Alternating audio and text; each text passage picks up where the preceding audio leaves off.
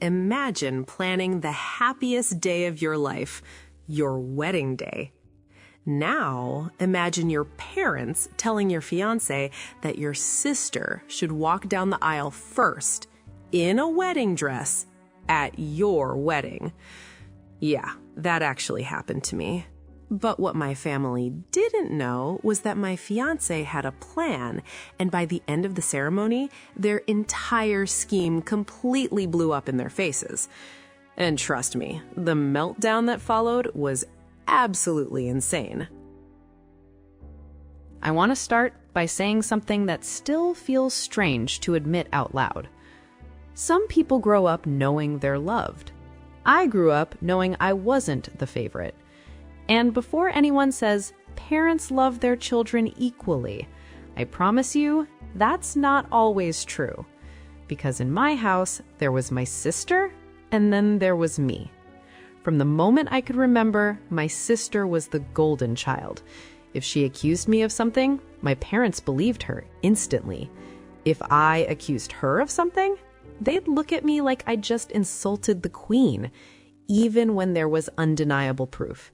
Even when it was obvious, they would still find a way to twist things so she got a lighter punishment, while I somehow ended up grounded too. It was like living inside a rigged game where the rules changed depending on who was playing. And spoiler alert, the rules always favored my sister.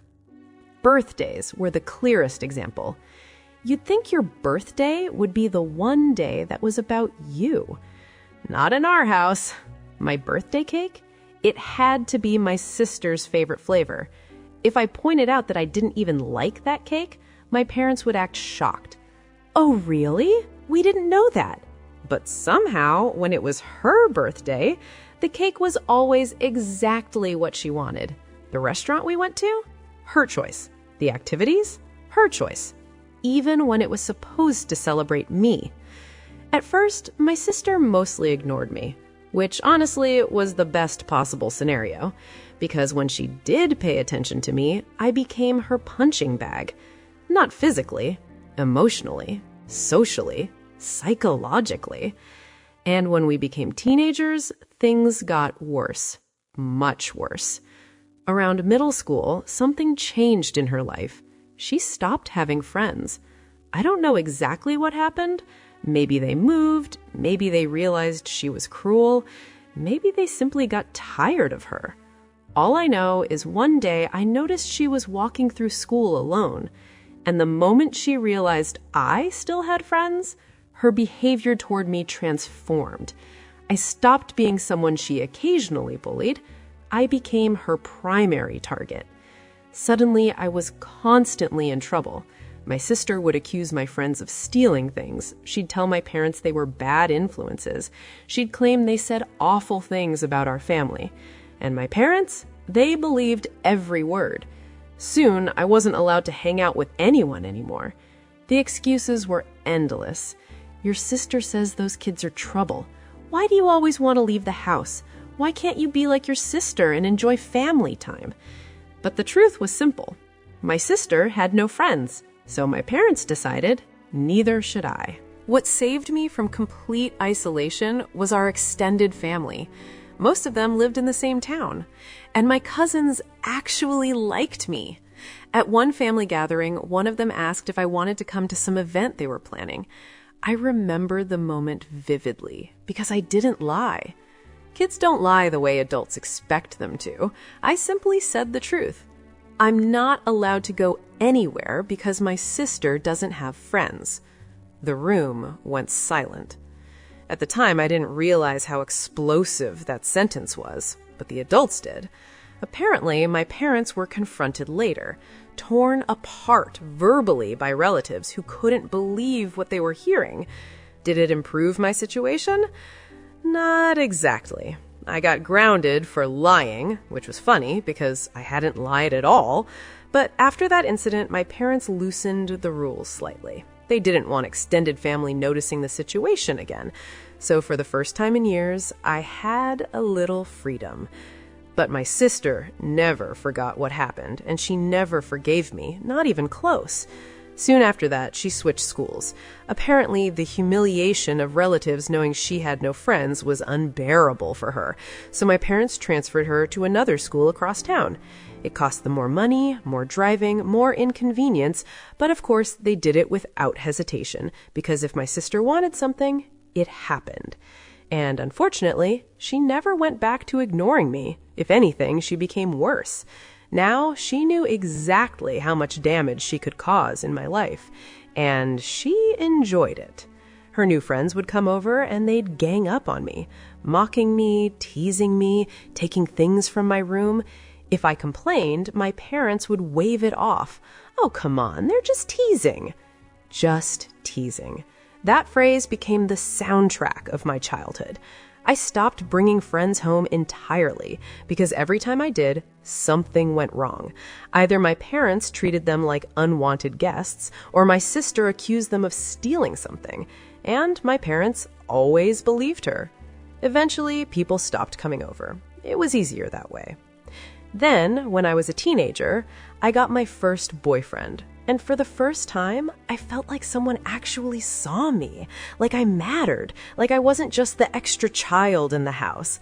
I tried to keep the relationship secret, but somehow my parents found out and demanded to meet him. I begged him not to come over, but they insisted. At one point during the visit, we got separated. He found me later looking uncomfortable, and he told me something that made my stomach drop.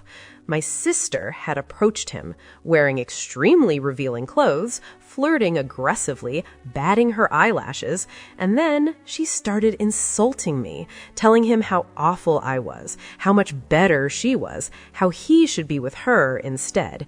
He said he felt disgusted and immediately came looking for me. Of course, that's not the story my sister told.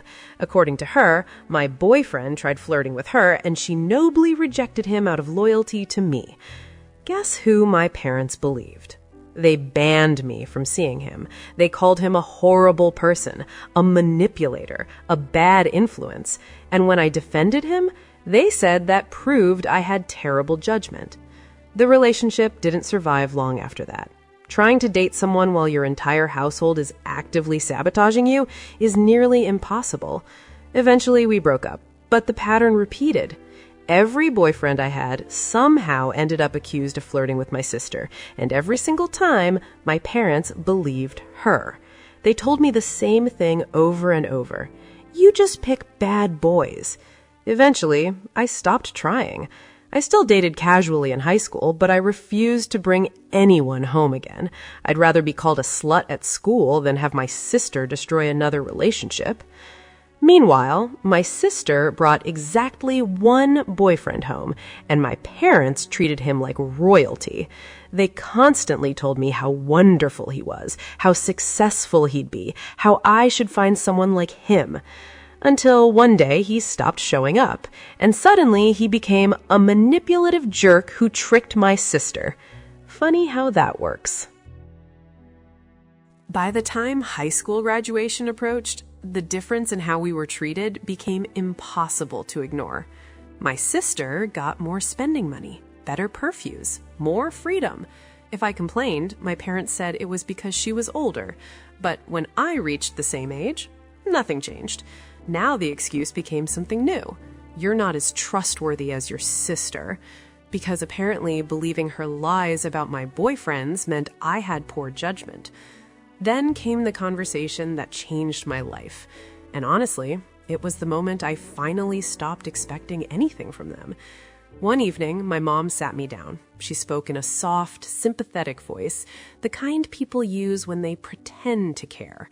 She explained that my sister had been accepted to college. They were very proud. They planned to pay for everything, tuition, housing, expenses.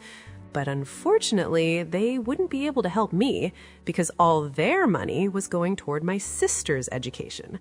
Her solution? After graduating high school, I should start working, save money, wait until my sister finished college, then maybe they could help me. Oh, and if I stayed living at home, I'd need to pay rent and contribute to bills and pay for all my own things. I remember sitting there quietly, My mom looked almost excited, like she was waiting for a reaction, a tantrum, anger, tears, something, anything. Instead, I simply said, "Okay." The look on her face was priceless. She kept pushing, trying to get me upset, but I stayed calm. Because what she didn't know was I had already expected this. My entire childhood had prepared me for disappointment. So I had spent years preparing for the only escape I could imagine, college, without them. And soon I would get exactly that. But not in the way anyone expected, and definitely not in the way my sister would tolerate. By the time my fiancé got back from visiting my parents that night, I expected him to be annoyed, maybe even angry. What I didn't expect was the look on his face. He burst through the apartment door like someone who had just discovered buried treasure. His eyes were wide, his grin was almost unhinged. "Babe," he said breathlessly, "you are not going to believe what your family just proposed." I sat up from the couch. For a second, my stomach twisted, because growing up with my parents had trained me to expect the worst. And somehow, they always managed to go even lower than that. "What happened?" I asked quietly. He dropped into the chair across from me. Then he leaned forward like he was about to tell the most insane story in human history. "They said," he began slowly, "they'd pay for the wedding." For a split second, my brain froze. My parents paying for something? That alone sounded suspicious. But then he added the rest. On one condition. My heart sank. "What condition?" He took a deep breath, then said it. "They want your sister to walk down the aisle first." I blinked. What?" "In a wedding dress," he continued. Silence filled the room. For a few seconds, I honestly thought he was joking, because there was no way. No sane person would suggest something like that. But then he pulled something from his pocket. A small recorder. He pressed play, and suddenly my parents' voices filled the room. Their tone was casual, like they were suggesting something perfectly normal, like it was completely reasonable to hijack their daughter's wedding. My mother's voice floated through the recording. "Well, since the younger sister marrying first is embarrassing, we thought it would be fair if your sister could at least experience the moment." My father added, "She'd just walk down the aisle first, in a dress. Photos, music, the full experience." Then my sister's voice chimed in, bright, excited, like a child talking about a birthday party. "Oh, and we can have cake too." I felt something deep inside my chest crack open. Not anger, not even sadness, just this overwhelming, hollow realization. Even now, even after years apart, even after everything, they still couldn't let me have one single moment without making it about her. I stared at the floor, and for a moment, I felt like that powerless kid again. The one who couldn't defend herself, the one nobody believed, the one who was always second place. But then my fiancé started laughing. Not a small chuckle, a full-on villain laugh. I looked up, confused. "You're laughing?" He wiped tears from his eyes. "Oh, I'm not laughing at you." His grin returned. "I'm laughing because they just handed us the greatest revenge opportunity of all time." I blinked. What?" He leaned forward again, and the look in his eyes was the kind of look that should make people nervous. "We're going to say yes." My brain short-circuited. "You want my sister to walk down the aisle at my wedding?" "No," he said. "I want them to think she will." Then he explained, slowly, piece by piece, and the more he talked, the more I realized something. For the first time in my life, I had someone on my side who refused to let them win. The next day, my fiancé went back to my parents' house, this time alone. He walked in looking serious, like a man making a difficult decision. My parents waited expectantly. My sister practically vibrated with excitement. He sighed dramatically. "I talked to her," he said. My mom leaned forward. "And?" "Well, she wouldn't agree to it." My sister's smile dropped. "But," he continued quickly, "I think we can still make it work." Their attention snapped back to him. "How?" my father asked. He lowered his voice. "She hates conflict." That part was true. If we surprise her during the ceremony, she might not cause a scene. My mother frowned. "But what if she does?" He shrugged. "Then at least your daughter gets her moment first." That was all my sister needed to hear. She started bouncing in place like an overexcited kid. "Yes, yes, that's perfect." My fiancé paused. "But there's one more thing." They looked at him suspiciously. "If she's going to feel pressured not to react, it would help if you paid for the wedding." My parents exchanged looks. "Why?" my dad asked. "Because then she'll feel grateful," he said smoothly. "She won't want to ruin the event if you've spent money on it." My sister immediately grabbed my mom's arm. "Please, Mom." And just like that, they agreed.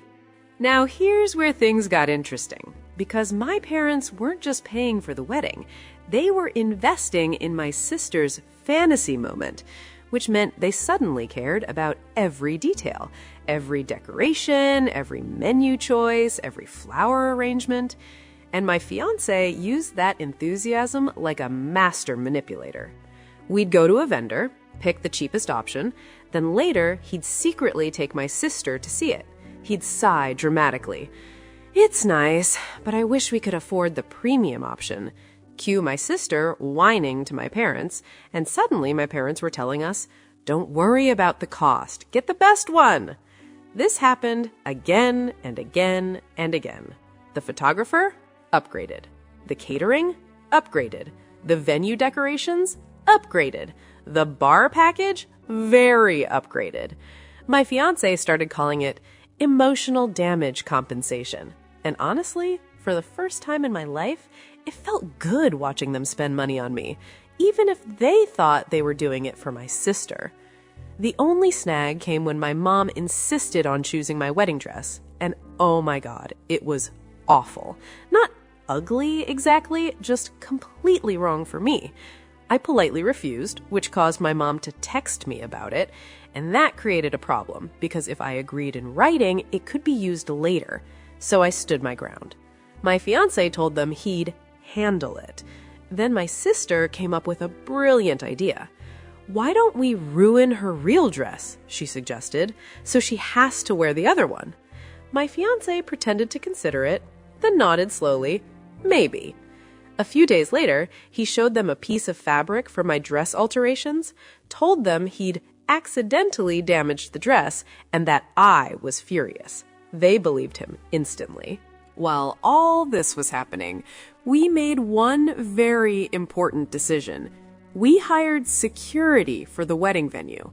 Real security. A massive guy who looked like he could bench press a car. We gave him one simple instruction. Do not let this woman inside. Then we showed him my sister's picture and promised him a very generous tip if he stuck to the plan. The morning of the wedding arrived. I expected to feel nervous, but strangely, I felt calm. Maybe because this time I wasn't the powerless girl anymore. I had a plan, and I had someone fighting beside me. Guests began arriving. My parents sat proudly in the front row, looking smug, like they were about to witness their master plan unfold. Meanwhile, my sister was on her way, dressed in a wedding gown, completely convinced she was about to steal my moment. 5 minutes before the ceremony, my dad stood up near the entrance, waiting. Because according to their plan, the doors would open, and my sister would walk down the aisle. Everyone would clap, and by the time I realized what happened, it would be too late. But that's not what happened. The music started playing. The doors opened, and instead of my sister, I stepped through in my wedding dress. My father's face turned white. When the doors opened and I stepped into the aisle, the silence was immediate. You know that kind of silence that spreads through a crowd when something unexpected happens? That was the atmosphere inside the venue. Every guest turned toward the entrance, and there I was, walking down the aisle in my wedding dress, calm, smiling, exactly as planned. But the real show was happening in the front row. My father had already stood up. He had been waiting by the aisle entrance, ready to escort my sister down first. But instead of my sister, he saw me. His face drained of color so fast it looked almost unreal. My mother's jaw slowly dropped, and for a moment, the entire plan they had been so excited about collapsed right in front of them. My fiancé stood at the altar, looking completely calm, but I could see the tiny smirk he was trying to hide. I walked slowly, gracefully, exactly the way I had imagined my wedding for years, except this time there was something extra, a quiet satisfaction, because for once in my life, my sister wasn't stealing the spotlight. I reached the altar, my fiancé took my hands, the officiant began speaking, and for a few minutes, everything felt peaceful. But outside the venue, a storm was brewing, because at that exact moment, my sister had arrived in a full wedding gown, hairstyled, makeup perfect, completely convinced she was about to have her fantasy moment. She strutted toward the entrance like a celebrity walking a red carpet. And that's when she met him, the security guard, a massive guy who looked like he could fold a dining chair with his bare hands. He stepped forward and blocked the doorway. "Invitation?" he asked. My sister scoffed. "I'm part of the wedding." The guard shook his head. "Name?" She gave it proudly. He checked his list, then looked back up. "You're not allowed inside." At first, she laughed like he had just made a silly mistake. "I think you're confused." "No," the guard said calmly, "I'm not." Her smile disappeared. "My parents are inside." "Okay. And I'm walking down the aisle." "No, you're not." The confidence drained from her face. Then anger replaced it. "Move," she snapped. The guard didn't budge. "I've been instructed not to allow you inside." That's when she lost it. She started yelling, demanding to see the manager, demanding to see the bride, demanding to see anyone who would listen. But the ceremony was already underway, and the venue staff had strict instructions not to interrupt it. Guests near the entrance started whispering, watching the drama unfold. My sister tried pushing past the guard. That was a mistake, because he gently but very firmly stepped in front of her again. "Ma'am," he said calmly, "if you continue trying to force entry, I'll have to call the police." Her eyes widened. "You wouldn't dare." He shrugged. "Try me." Inside the venue, we were halfway through our vows. My parents were sitting stiffly in their chairs, both of them checking their phones repeatedly, probably wondering why my sister hadn't appeared yet. My fiancé squeezed my hand slightly, a silent signal. The show has started. Then my mother's phone buzzed. She checked it, and her entire body froze. Another buzz, then another. Message after message from my sister, and judging by the look on her face, they weren't pleasant. My mom suddenly stood up. My dad followed her. They rushed toward the entrance, trying not to attract attention, but of course, everyone noticed. By the time they reached the front doors, my sister was screaming, literally screaming, "You have to let me in! My moment is happening right now!" My mother rushed over. "What's going on?" The guard gestured calmly. "She's not on the approved guest list." My sister pointed at the doors. "I'm part of the ceremony." My father looked furious. "Who told you she couldn't come in?" The guard answered simply, "The groom." That's when everything clicked. My mother's face went pale. My father's expression turned into pure rage. And my sister? She completely lost control. "You promised!" she screamed at them. "You said this would be my moment!" Guests near the entrance were openly staring now. Whispers spread through the crowd. Someone even started recording on their phone. Meanwhile, inside, the officiant smiled warmly. And now, the moment we've all been waiting for. My fiancé looked into my eyes, like the chaos outside didn't exist. "Do you take this woman?" "I do." "And do you take this man?" "I absolutely do." The guests cheered, applause filled the room, and just like that, we were married. Outside? Total meltdown. My sister was crying, screaming, demanding my parents fix it, but it was already too late. The ceremony was over, and when the doors finally opened, guests started walking out. Many of them staring at the woman in a wedding dress, standing outside like she had just been rejected from her own wedding. The confusion was immediate. People whispered, some laughed. Someone actually asked her, "Wait, weren't you supposed to be the bride?" That sent her into another rage. My parents rushed toward us when we stepped outside. My father looked like he was about to explode. "What the hell was that?" he demanded. My fiancé smiled politely. "Oh, you mean the wedding?" "You know what I mean." My mother turned to me. "You tricked us." I tilted my head slightly. "Tricked you?" "Yes," she snapped. "You agreed to let your sister have her moment." I blinked slowly. "No," I said calmly. "I never agreed to that." My father turned toward my husband. "You told us she did." My husband shrugged. "I said she didn't want conflict," which was technically true. My sister started screaming again. "You ruined everything!" My husband looked at her calmly. "No," he said. "You ruined it yourself the moment you thought stealing someone else's wedding was normal." The silence after that was brutal. Then he leaned closer to my parents and said something that made my entire year. "Thanks for paying for the wedding, though." The look on their faces? Pure devastation. Because suddenly they realized something. Every flower, every decoration, every plate of food, every expensive upgrade, they had paid for all of it. For the daughter they never supported. And the best part? We left for our honeymoon the next morning.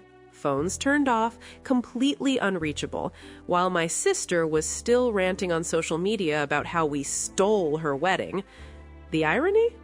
She never had one. And that's how my sister tried to steal my wedding and ended up embarrassing herself in front of everyone instead. Honestly, I still laugh every time I think about it. But now I want to hear from you. Do you think we went too far, or did my family finally get what they deserved? Let me know your thoughts in the comments below.